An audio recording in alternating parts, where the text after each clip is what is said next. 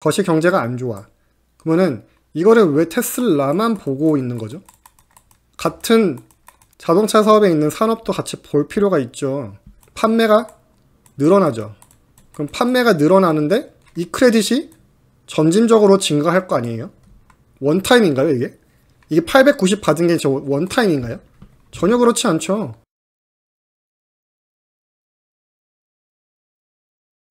자, 2024년 Q2 테슬라 실적 발표 내용을 지금 보고 계시고요.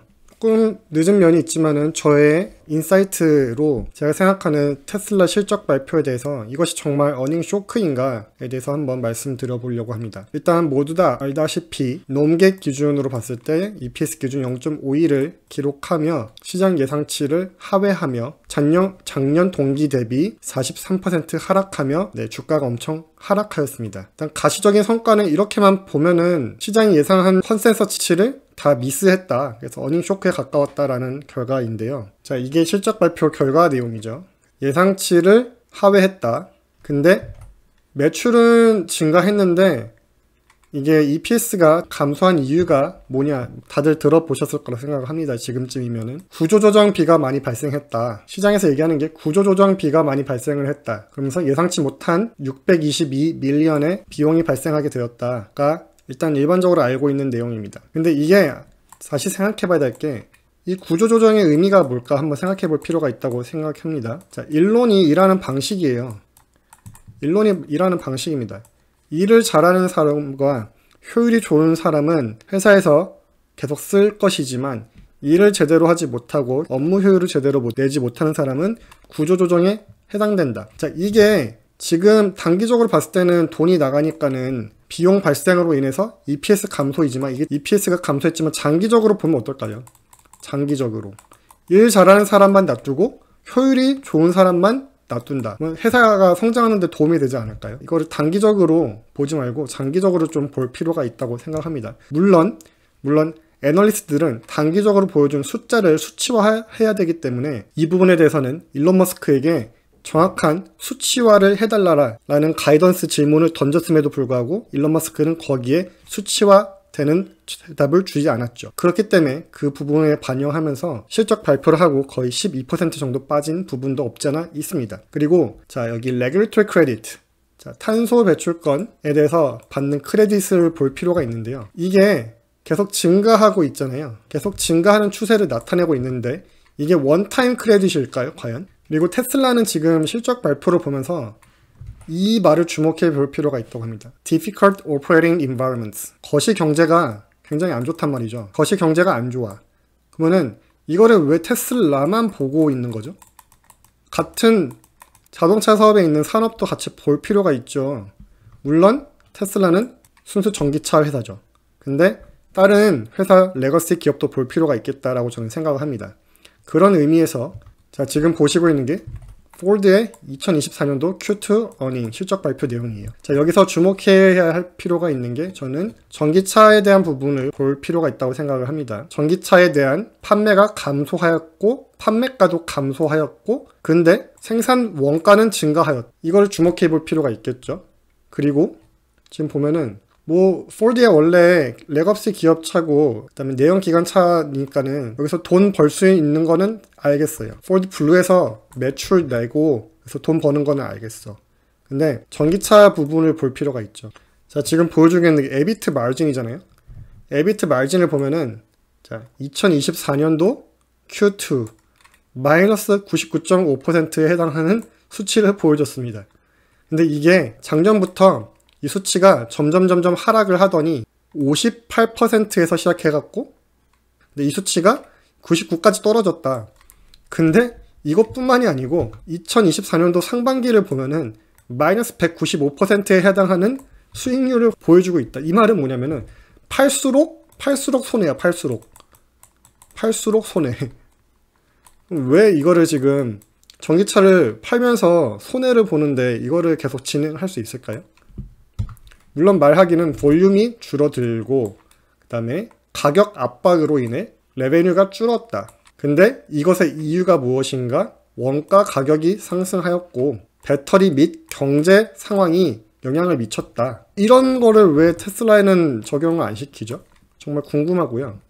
자, 다시 테슬라로 돌아와서 보면은 거시 환경이 힘든데도 불구하고 지속적으로 돈을 만들어내고 있는 게 중요한 겁니다. 자, 지금 프리캐시 플로우를 보면은 계속 성장해 나가고 있는 모습이 나오고 있는 게 중요하다고 저는 생각을 합니다. 작년하고 비교해서 뭐 마이너스 43%네 이런 거 따질 게 아니고 지금 좀 더 크게 봐야죠. 거시적인 관점에서, 큰 관점에서 테슬라가 계속 성장하고 있는 거 봐야죠. 에너지도 계속 성장성을 나타내고 있습니다. 특히 이번 분기는 엄청난 상승을 보여주고 있습니다. 작년 동기 대비해서도 그렇고 직전 분기에 대비해서도 그렇고 엄청난 성장세를 보여주고 있죠. 이것이 이제 실적에 반영이 조금씩 되고 있다. EPS를 올리는 주요 팩터가 되어 가고 있다. 주목해 볼 만한 내용이라고 생각을 합니다. ESS가 성장하고 있다. 레귤토리 크레딧이 올라가고 있는데, 자, 이거 아까 말씀드리다 말았는데 다시 말씀드리면, 레귤토리 크레딧이 계속 올라가고 있는데 이것을 원타임으로 봐야 되냐? 저는 그렇게 생각하지 않습니다. 레귤토리 크레딧은 언제 받는 거죠? 테슬라는 순수 전기차니까는 탄소가 나오지 않죠. 탄소가 안 받으니까는 이 탄소에 대한 크레딧을 결국 받는 거잖아요. 근데 테슬라는 매년마다 판매가 늘어나죠. 그럼 판매가 늘어나는데 이 크레딧이 점진적으로 증가할 거 아니에요? 원타임인가요, 이게? 이게 890 받은 게 저 원타임인가요? 전혀 그렇지 않죠. 어떻게 그럴 수 있죠? 890 받은 게 어떻게 원타임으로 봐야 되는 거죠? 점진적으로 매년마다 레귤토리 크레딧은 받는 게 무시 못하는 정도로 성장할 것이다 라고 이 매년마다 증가하는데, 그리고 다른 레거시 기업은 기존 내연 기관차도 팔아야 돼. 근데 전기차도 같이 팔아야 돼. 근데 전기차를 팔아서는 돈이 안 돼. 오히려 손해야. 근데 앞으로 다가오는 미래는 전기차를 만들어야 돼. 그렇지만 팔면 팔수록 속는데 돈을 벌려면 내연기관차를 팔아야 돼. 이게 진퇴양난이에요. 딜레마예요. 손해를 보면서까지도 전기차를 팔아야 되는 입장인데 이놈의 테슬라는 오히려 가격을 계속 내려. 왜? 마진이 풍부해. 기존 내연기관에 비해서. 마진을 계속 줄여가면서 나는 마진 줄여도 상관없으니까는 일단 치킨 게임이잖아요. 치킨 게임 해갖고는 지금 다른 회사 중에서 파산한 기업 뭐가 있죠? 자, 최근에 전기차 중에서 신생 전기차 중에서 파산한 회사가 뭐가 있죠? 피스커가 있어요. 피스커가 있는데 이런 회사들이 더 안 나타날까요? 더 많이 나타났으면 나타났지 줄어들지는 않겠죠. 그리고 다른 레거시 기업들도 봐야 돼요.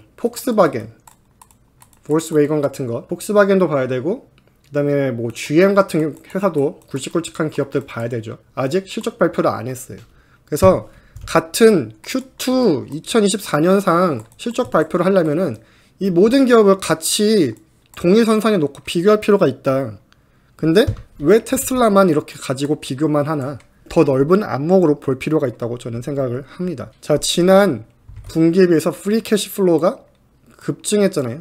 지난 분기에는 마이너스였는데 이번엔 플러스로 돌아섰고 넷 인컴도 증가해. 어저스티드 에비타도 증가해. 과거 이때는 제로금리 시절이니까 비교할 필요는 없겠죠. 하지만 최근에 지금 금리가 계속 고금리임에도 불구하고 이런 성장을 만들어내고 있다. 이게 중요한 게 아닐까요? 자, 그리고 옵티머스도 공장에 투입을 시작했다고 나오고 있어요. 그리고 내년에는 1000대를 공장에 투입하는 걸 목표로 하고 있죠. 생산 원가를 낮추면서 계속해서 가격 낮추고 있는데 테슬라는 다른 회사들은 그렇게 하고 싶어도 못하죠. 그리고 사이버 트럭을 보면은 이번에 사이버 트럭의 생산이 램프업 되면서 이것이 마진에 영향을 좀 미친 부분도 있습니다. 하지만은 사이버 트럭은 이제 곧 있으면, 지금 현재는 아닌데 곧 있으면 이것도 이제 흑자로 돌아서면서 EPS 상승에 영향을 줄 것이다. 자, 이런 부분을 종합적으로 봐야 될 필요가 있다고 생각을 합니다. 테슬라, 일론 머스크가 뭐라고 했냐? 자, 테슬라 FSD 기술 믿는다면 사라. 안 그러면 팔아라. FSD 기술이 굉장히 빠르게 성장을 하고 있습니다. 이 부분을 무시할 수 없어요. 지금 12.5까지 FSD가 발표됐죠. 근데 발표되는 속도가 점점 더 빨라질 것입니다. 왜? 데이터 센터가 발표됐잖아요, 이번에. 기가팩토리의 South Expansion of Data Center. 자, 데이터 센터의 확장을 갖고 왔죠. 그러면은 도적 컴퓨터 더 빠르게 FSD 자율주행을 학습시킬 수 있는 거겠죠. 그러면은 FSD 발전 속도가 더 빨리 올라가는 겁니다. 이거는. 자, 이런 것들을 종합적으로 봤을 때 왜 테슬라가 어닝 쇼크에 가까운 그만큼 결과를 나타낸 것인가. 저는 어닝 쇼크는 아니다. 오히려 지금 성장하는 모습을 보이고 있는데 이것은 거시경제가 이렇게 안 좋음에도 불구하고 성장을 하고 나고 있다. 이것에 지금 초점을 봐야지 지금 단순히 이런 숫자, 물론 애널리스트들은 봐야 되겠죠. 이런 수치화하는 게. 하지만 지금 거시적으로 조금 더 긴 안목에서, 긴 홉에서 볼 필요가 있겠다라는 말씀드리면서 다음에는 테슬라 지금 차트 어떻게 움직여 나가고 있는지 그런 부분을 한번 다음 영상에서 다뤄보도록 하겠습니다.